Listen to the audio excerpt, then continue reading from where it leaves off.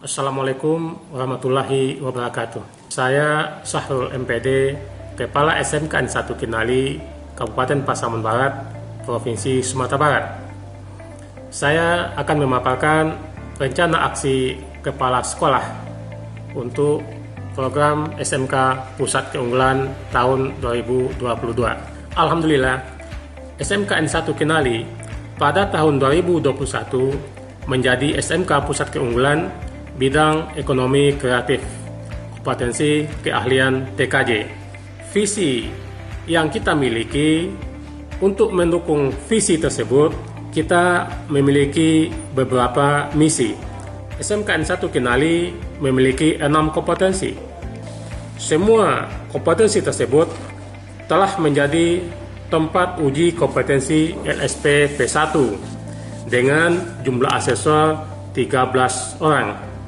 Kerjasama dengan Dudika meliputi pengembangan dan penyelesaian kurikulum berbasis industri, program magang guru, dan guru tamu untuk semua kompetensi keahlian minimal 50 jam pelajaran per semester, praktek kerja industri untuk siswa kelas 12, dan penerimaan sumber daya manusia bagi lulusan SMK N1 Kinali oleh beberapa Dudika.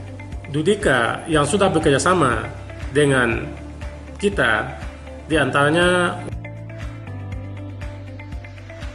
salah satu program unggulan SMK N1 Kinali yakni melaksanakan Teaching Factory. Untuk tahun 2021, TEFA yang sudah terlaksana yakni pada jurusan multimedia, TEFA yang telah dilakukan tahun 2021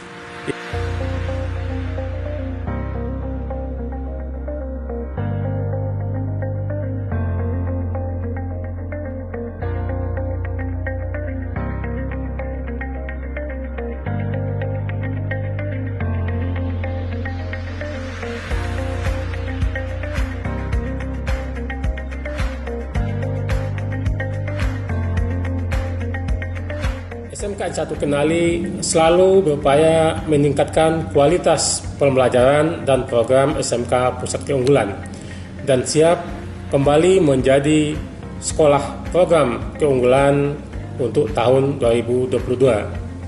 Demikian paparan rencana aksi Kepala Sekolah ini. Terima kasih.